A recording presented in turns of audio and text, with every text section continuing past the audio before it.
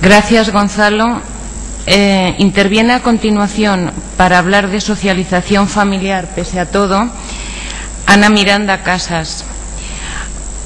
Ana es catedrática de Psicología del Desarrollo y de la Educación de la Universidad de Valencia. Es investigadora principal en varios proyectos relacionados con la educación y con programas de entrenamiento de profesores y alumnos, así como con la eficacia de la aplicación de la tecnología a procesos de aprendizaje de estudiantes con dificultades.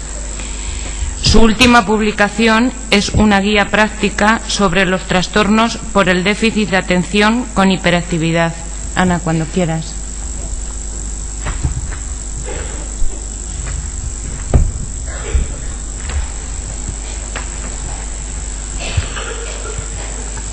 Bueno, buenos días a todos.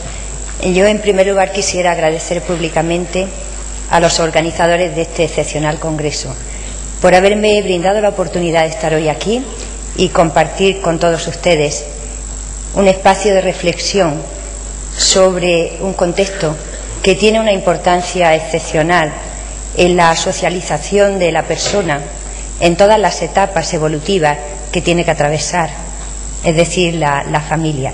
De cualquier forma, yo pienso que hay un principio que debe de preceder a mi intervención, y es que, a pesar de todo, aunque intentemos acercarnos al estudio, al análisis de la familia desde la máxima claridad, es un tema muy complejo y que necesariamente debe de ser abordado desde las limitaciones que supone un análisis como el que yo voy a realizar hoy. La familia es mucho más de lo que a través de mi exposición pues se va a transmitir.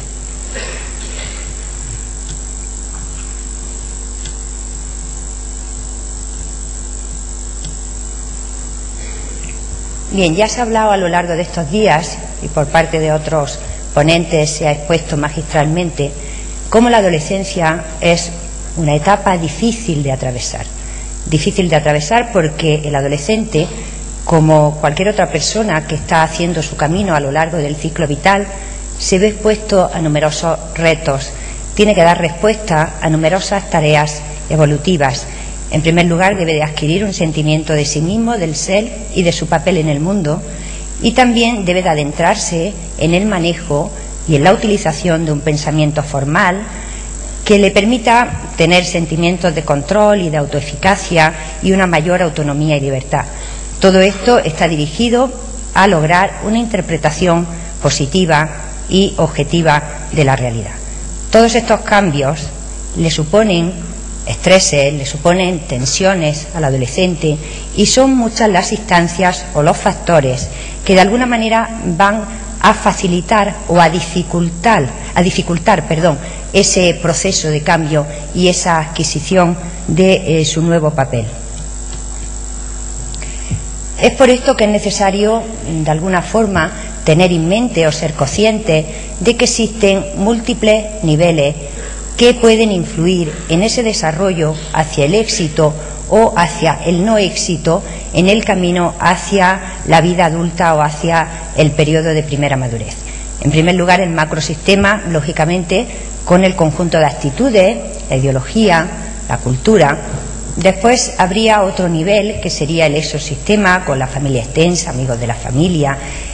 Pero nosotros fundamentalmente vamos a incidir o vamos a centrarnos en uno de los microsistemas, que son los que mantienen una relación mucho más directa con la persona a lo largo de toda su trayectoria en el ciclo vital. El profesor Musito anteriormente ha hecho una exposición magistral sobre cómo la familia influye en la socialización del adolescente, y por mi parte voy a focalizarme en el papel de la familia. La familia, yo diría que para mí, sobre todo, representa un proyecto vital de existencia común y es una red de apoyo importante, directa, cercana, en las transiciones que indudablemente y que necesariamente conlleva el ciclo vital. Una de ellas es la adolescencia. El adolescente, debido a todas las características, a los cambios que se producen durante este periodo, cambios de distinta índole, de distinto naturaleza, cambios físicos, cambios emocionales, cambios sociales. Tiene necesidad de reivindicaciones y de lograr una mayor autonomía, una mayor libertad. El pensamiento formal también de alguna manera facilita el espíritu crítico y eso hace que dentro de la familia aparezcan conflictos.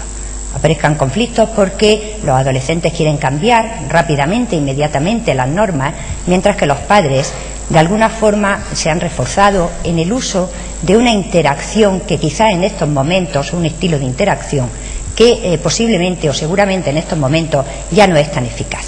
Entonces, en este sentido, pues aparecen conflictos, aparecen situaciones conflictivas. Los conflictos en las familias del siglo XXI con adolescentes no son significativamente diferentes a los que se producían en las familias en la segunda mitad del siglo XX. Es decir, no cambia la temática de los conflictos. Pero quizás la investigación en este sentido ha avanzado, ha progresado, ha dado un paso adelante cuando no solamente se incide en la frecuencia con la que se suscitan determinados temas conflictivos en el núcleo familiar, sino también a la intensidad o prestando atención a la intensidad de estos conflictos. ¿Por qué? Porque no es tan importante la frecuencia de conflictos que realmente son pasajeros, que no tienen ninguna trascendencia, como conflictos que tienen un nivel de intensidad o una virulencia extraordinaria. En este sentido, recientes investigaciones indican que hay conflictos cuya frecuencia y cuya intensidad es mínima, es baja. Esos son los que se producen en relación o en torno a temas como la higiene y la apariencia personal del adolescente. Hay otros que tienen un grado de frecuencia alto, pero su intensidad no pasa del extremo de los límites, como los relacionados con la ayuda en tareas domésticas o el tiempo que el adolescente pasa delante del televisor, pero sin embargo hay otros conflictos cuya frecuencia es baja, pero la intensidad es elevada. Están relacionados con autonomía personal y con características morales negativas. Y finalmente hay un tópico o dos tópicos que se pueden considerar como los tópicos calientes en la familia. ¿Por qué? Porque los conflictos que se suscitan en la interacción padres e hijos sobre el tema o los temas relacionados con los deberes, con el rendimiento escolar, un tema candente, y con el cumplimiento de normas básicas de la familia, son situaciones que producen conflictos con elevada frecuencia y con elevada intensidad. Ahora bien, ¿el conflicto per se es negativo? No. Es decir, el conflicto es necesario para avanzar, es necesario para progresar en la madurez, es necesario para ir hacia un mayor desarrollo, no solamente desde el punto de vista cognitivo, como decía Piaget, sino también desde el punto de vista social y emocional. Lo importante en los conflictos es que se resuelvan, es la forma de negociar en estos conflictos, de tal manera que en este sentido podríamos hablar de conflictos constructivos y de conflictos destructivos. El conflicto destructivo tiene una relación alta y significativa con un bajo control emocional, con conductas antisociales, con bajas o escasas habilidades sociales y con los problemas académicos, mientras que cuando en la familia se aborda la resolución constructiva de un conflicto es una vía de aprendizaje importante en la solución eficiente de problemas interpersonales y en la transmisión de valores. Bien, en definitiva, sobre la base de las actitudes hacia sí mismo y hacia los demás que han predominado en la familia, cada persona desarrolla una visión del mundo a partir de la cual interpreta todo lo que sucede. En este sentido, por tanto, la familia, aunque sea de una manera simple o simplista, y soy consciente de ello, podemos interpretarla en su función de socialización como una matriz de factores de riesgo y de protección. ¿Cuáles serían esos factores fundamentales? Hay muchos más. Yo me voy a centrar en aquellos que realmente tienen más peso o han demostrado tener más peso desde la investigación. En primer lugar, el nivel de comunicación. En segundo lugar, el estilo educativo de los padres. Y en tercer lugar, la actuación de los padres como modelos de referencia. ¿Cuál es el papel de la comunicación familiar? Bien, la comunicación clara, abierta, sobre conflictos, sobre problemas, sobre valores, Facilita la transmisión de valores relativos a la familia, al concepto de familia que desarrollan los adolescentes, al trabajo, a la asignación del valor que se le da al trabajo, a la educación o a la religión. Y además está demostrado que es un factor fundamental que protege del consumo de drogas y de alcohol, que potencia también el sentido de la identidad, facilita la interiorización personal de creencias y, sobre todo, progresa o provoca progresos y avances en el razonamiento moral. La madre es la figura más significativa en la comunicación familiar, al menos esto es lo que expresan o informan los adolescentes, que sienten o piensan que comparten muchas más cosas con ellas, a pesar de que efectivamente también se generan más conflictos de poca importancia o de poca intensidad. Por otra parte, también otro de los factores que facilita la comunicación es el sentido de religiosidad que tiene la familia. Facilita la comunicación sobre la visión de la vida, sobre las relaciones y actitudes sociales.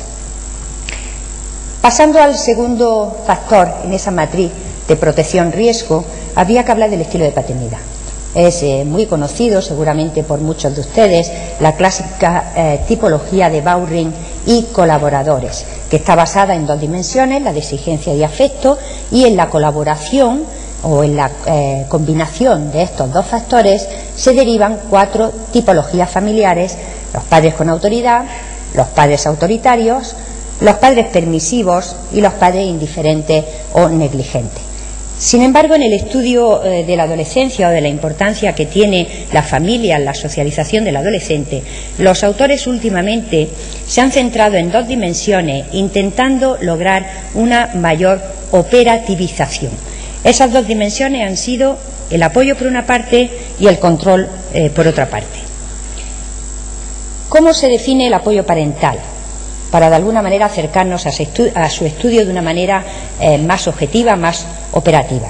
Se define como un paraguas en el que se ubican o se agrupan constructos como afecto, protección, aceptación y disponibilidad incondicional por parte de los padres. Esta dimensión de apoyo parental está relacionada con una mayor disponibilidad de estrategias eficaces en la solución de problemas por parte de los adolescentes, más elevada autoestima y autoconfianza, mayor competencia conductual y académica, una menor vulnerabilidad a la depresión y un desarrollo superior de la empatía y de la conducta prosocial. En cuanto al control parental, se distinguen 2 aspectos o 2 caras de este control parental. Por una parte el conductual o la cara conductual y por otra parte el plano psicológico. En cuanto al control conductual, se define como las conductas de supervisión y de regulación de los padres en relación con el comportamiento de sus hijos adolescentes. Por una parte estaría el conocimiento que tienen los padres del ambiente en el que se mueve el hijo, de las actividades que desarrolla, de ocio, y también de los compañeros con los cuales se relacionan. Cuando los padres tienen un conocimiento fuerte, un conocimiento importante, extenso, sobre este tipo de ambiente, de actividades, de compañeros con los que se mueve el hijo, eso produce o se ve relacionado con menos conductas delictivas, con una menor probabilidad en el consumo de drogas y de alcohol y, en definitiva, con un mayor bienestar personal confesado o informado por los adolescentes. Por otra parte, sin embargo, estaría la otra cara de la moneda, es decir, un grado extremado, irracional, arbitrario, de exigencia y obediencia a las órdenes durante este periodo de la adolescencia, donde el adolescente necesita razones, precisamente porque se está moviendo ya dentro del pensamiento formal. Eso está relacionado con una alta inhibición social, disfunciones afectivas y del humor, escasa autoeficacia y baja autoestima, precisamente porque el adolescente no se siente respetado y no se siente contemplado dentro de ese proceso de toma de decisiones. Bien, en definitiva, hay otro aspecto del control parental, que es el control psicológico, no solamente el control conductual, y se puede definir como los intentos por mantener la dependencia emocional de los hijos, es decir, una excesiva protección. Es, en definitiva, una inhibición de la autonomía conductual y emocional del adolescente. La otra cara sería precisamente el grado de autonomía emocional que facilitan o que promueven los padres de sus hijos adolescentes. Cuando se potencia esta autonomía emocional, de alguna forma también se está potenciando el desarrollo social, la adquisición de responsabilidades, el considerarse una persona responsable de sus actos y, en definitiva, como comentaba el profesor Musito anteriormente, el control inhibitorio del impulso, que es un logro fundamental en el desarrollo. Sin embargo, la elevada autonomía conductual, es decir, cuando el adolescente de alguna manera pues no está sometido a normas, a límites, es decir, hace más o menos lo que quiere, eso está relacionado con un menor cumplimiento de normas y con una competencia académica baja y baja tolerancia a la frustración. Para resumir, con respecto a lo que hemos comentado, el clima afectivo en la familia es fundamental, como sucede en la escuela. Indudablemente necesitamos sentirnos respetados, queridos, amados, apoyados, comprendidos, pero también el control es importante. Aunque el control excesivamente coercitivo pues es un modo de desencadenar la rebeldía y está relacionado con problemas de conducta en los adolescentes, no hay que olvidar que los límites en el cumplimiento de normas y compromisos son necesarios y que estamos ante una relación en definitiva asimétrica en la interacción padres-hijos, de forma que el control de los padres es una guía para que el adolescente pueda enfrentarse mejor con los peligros del ambiente. Bien entendido, insisto, que el control excesivamente coercitivo tiene características enormemente negativas. De cualquier forma, también es cierto que no podemos hacer generalizaciones, siempre serían simplistas. Hay que tener en cuenta el macro sistema social en el que está inserta la familia para, de alguna manera, valorar en un sentido o en otro sus estilos parentales de educación. Cuando se revisan investigaciones, pues hay recientes publicaciones que se han realizado sobre los estilos parentales en sociedades que tienen un estilo mucho más autoritario y no un carácter o una cultura liberal o individualista, como suele ser la característica de las sociedades desarrolladas occidentales. Y se ha visto que en las culturas colectivas y autoritarias pues hay mejores efectos de un estilo educativo autoritario, porque quizás está en consonancia con el estilo, con los valores y con la ideología predominante de una cultura. Es decir, no se producen disensiones, no se producen divergencias, mientras que en nuestras culturas pues tiene mejores efectos un estilo más democrático. Bien, en tercer lugar, el otro factor dentro de esa matriz de factores protección-riesgo pues es el papel que tienen los padres como modelos de referencia. Hay un aprendizaje importante, un estilo, un modelo, mejor dicho, de aprendizaje, que es el aprendizaje vicario, porque en definitiva una forma de aprender pues es observar el comportamiento y las consecuencias que tienen los comportamientos de otras personas. Aprendemos también vicariamente a través de la observación y por tanto la competencia como padre implica también una coherencia entre lo que predicamos como padres y lo que se observa a través de nuestras conductas, es decir, lo que decimos y lo que hacemos. No va a surtir efecto la prohibición de beber alcohol a un adolescente que observa que su padre cuando sale con los amigos vuelve bebido, o tampoco un adolescente va a valorar la sinceridad si observa que sus padres cometen o no son fieles con ese valor en su vida diaria. Por otra parte, aunque sea solo de pasada, pero para dar una pincelada sobre la complejidad del tema que estamos tratando, pues decir que la socialización en la adolescencia y en cualquier otro periodo indudablemente no tiene un carácter unidireccional. Es decir, no solamente la influencia va de padres a hijos, sino también el hijo tiene algo que decir. Es el otro elemento, el otro factor dentro de ese binomio. Y hay un gran cúmulo de investigaciones, es numerosísima la investigación que en la última década se está desarrollando sobre genética, sobre todo no solamente ya por métodos indirectos, como son los estudios con gemelos o estudios de familiaridad, sino también con métodos de genética molecular que son como mucho más objetivos.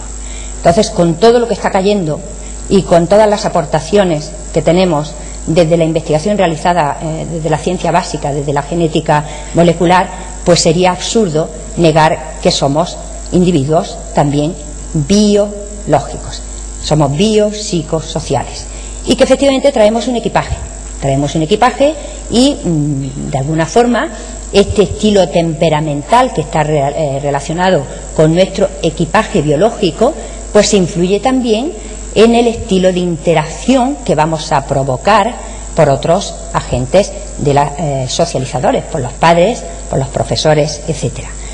No obstante, siempre hay una interacción, y volvemos a estos modelos interactivos, entre la naturaleza y entre el medio, entre la natura y la nurtura. Es decir, que hay una influencia que es mutua entre las características personales, biológicas, y entre la forma de interacción y la influencia de los contextos en los que este niño va a estar socializado. Entonces, por tanto, no solamente los padres o los buenos padres producen buenos hijos, sino que también los buenos hijos producen buenos padres. Como decía Winnicott, pues con un niño fácil, pues todos los padres suelen ser padres excelentes. Con un niño con un temperamento difícil, pues quizás las cosas ya se complican y hasta los buenos padres pues tienen que asumir y tienen que afrontar retos tremendamente dificultosos.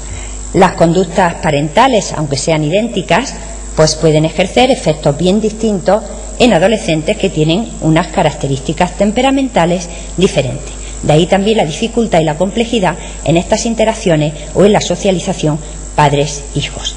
Un adolescente que tiene un temperamento difícil exacerba, potencia los niveles de estrés familiar y a su vez ellos mismos son más vulnerables a las consecuencias del estrés. De tal manera que solamente dos pinceladas también para referirme a las numerosas investigaciones que hay en este sentido y realizadas con adolescentes.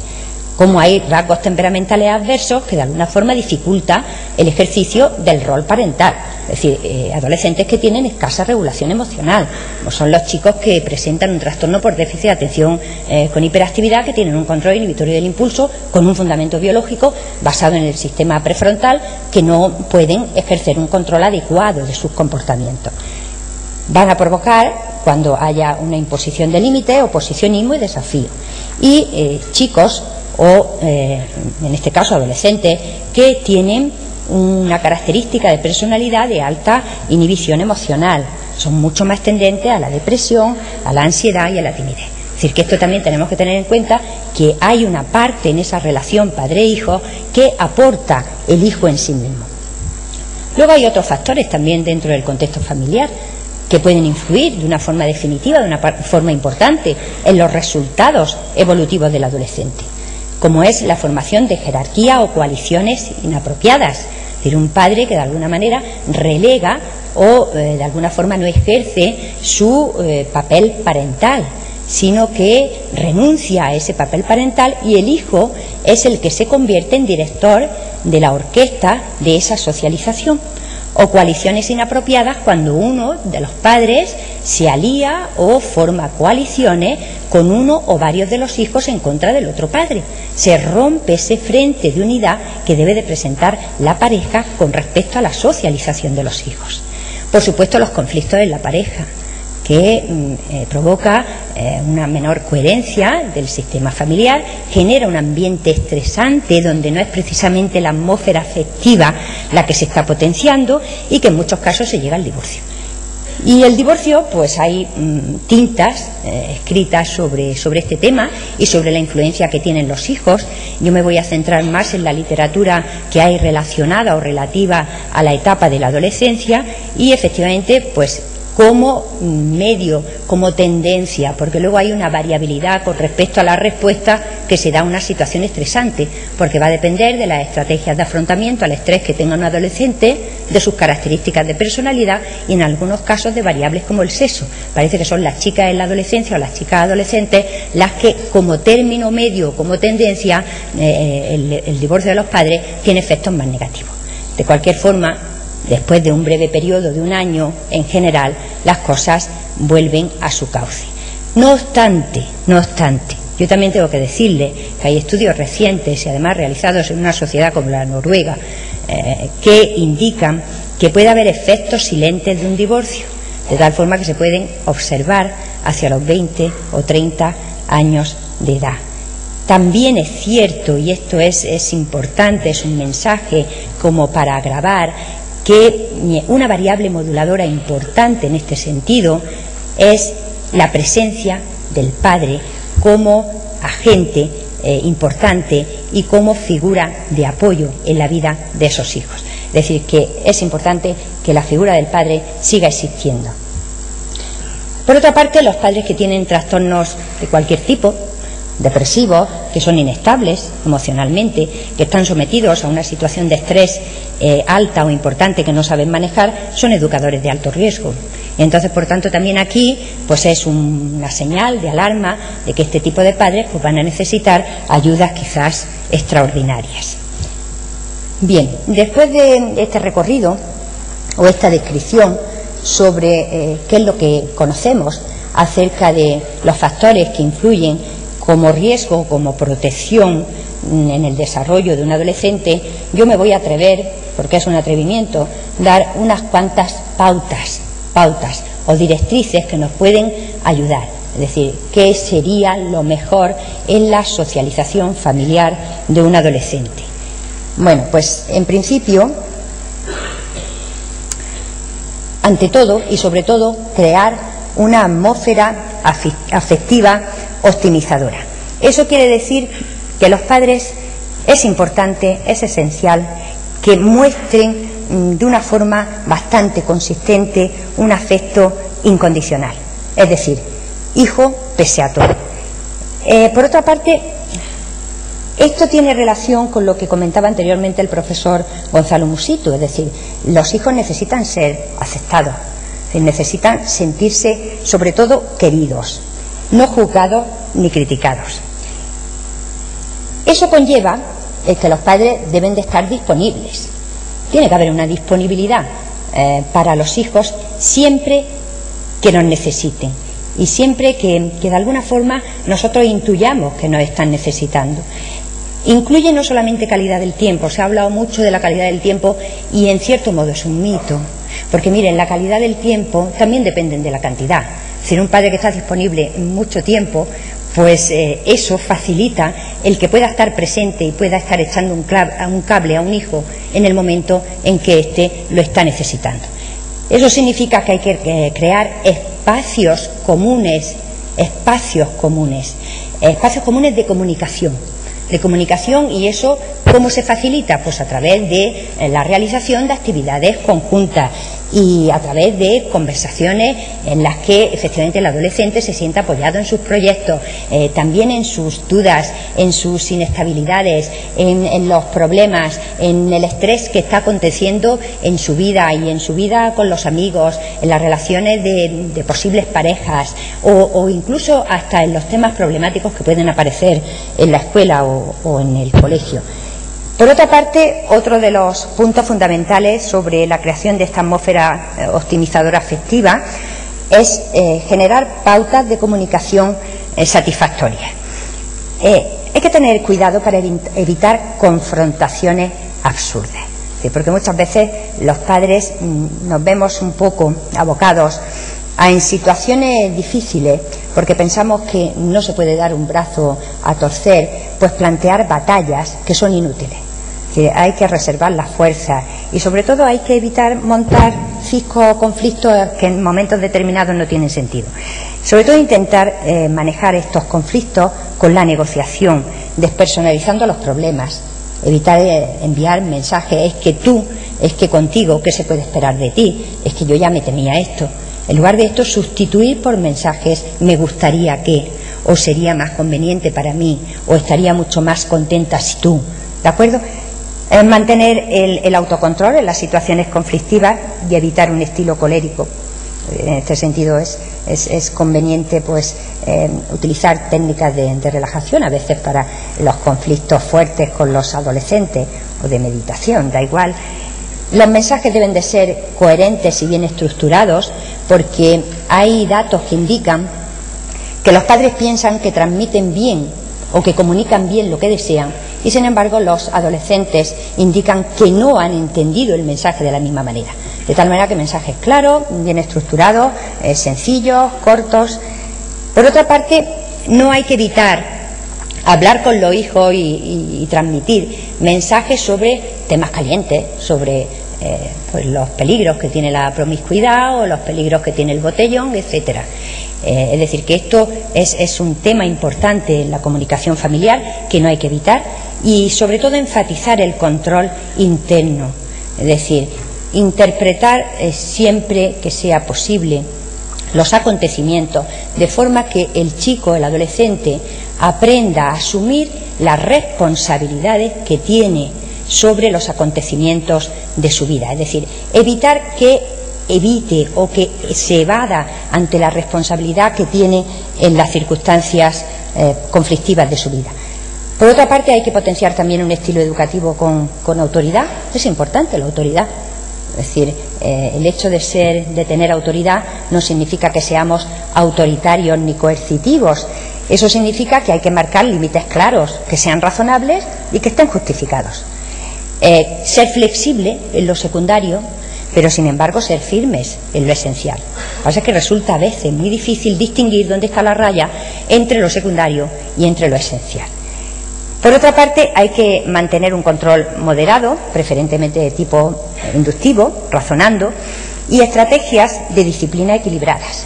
Un adolescente que se siente injustamente tratado, y no olvidemos que es un momento de pensamiento formal y que se desarrolla la crítica, un adolescente que llega tarde a casa media hora y que el padre pues impone un costo de respuesta que va a dejarle sin salir todos los fines de semana de ese mes, pues realmente se va a rebelar ante esa situación de desequilibrio, porque ahí el padre efectivamente está actuando de una forma irrazonable, está quizás dejándose llevar por la cólera o la rabia que le produce esa desobediencia del adolescente, pero sin embargo es injusto, y esto va a provocar reactancia en un adolescente que se siente injustamente tratado. Por otra parte, por tanto, hay que pensar bien en los mecanismos de disciplina para que estén ajustados a las transgresiones de las normas que se están produciendo. Y luego, desde luego, estar informados sobre las actividades, sobre las relaciones, sobre los intereses de los hijos y ser modelos coherentes. Bien, ya termino, porque me llamó mucho la atención cuando estaba preparando esta conferencia una investigación realizada hace 5 años en Estados Unidos y que de alguna forma evidenciaba o estaba tocando el tema del vulgarmente conocido como pasotismo del adolescente. Y este autor concluía, era una investigación empírica, y concluía que era preocupante que un número elevado de jóvenes confesaban que estaban aburridos la mayor parte de su tiempo diario, un 27% de su tiempo diario. Y a continuación comentaba, muchos hacen su trabajo escolar, obedecen a sus padres, se relacionan con sus amigos, pero no están implicados en un proyecto de futuro que les estimule. Expresan una sensación de estar atrapados en el presente, esperando que alguien les demuestre que la vida merece la pena vivirla. Y esto es desesperanzador, es bastante decepcionante. Y la psicología positiva aquí tiene algo que decir, a pesar de que, por desgracia, aún no están operativizados suficientemente los patrones que sería conveniente seguir para fomentar o para potenciar este deseo de vivir la vida con pasión, como un proyecto. Entonces, claro, la psicología positiva lo que indica o lo que señala es que los adolescentes, cuando sienten que están afrontando con éxito las tensiones de la adolescencia, que se están preparando para una vida adulta productiva y que tienen algo valioso que ofrecer a los demás, se comprometen con la vida, con ilusión y con esperanza, y proyectan su futuro trascendiendo al individualismo, y eso a su vez les ayuda o les protege para apartarse de conductas evasivas y de conductas de riesgo. Esto es como un currículum oculto de la familia, es decir, es cómo se potencia la pasión por la vida y la pasión por una vida que está también al servicio de los demás, y que nuestra actuación, nuestra formación también va a repercutir en una creación de un proyecto mejor de futuro para todos. Y esa laboriosa tarea yo creo que corresponde en gran medida a las familias, que tenemos mucho que hacer aún pese a todo. Muchas gracias.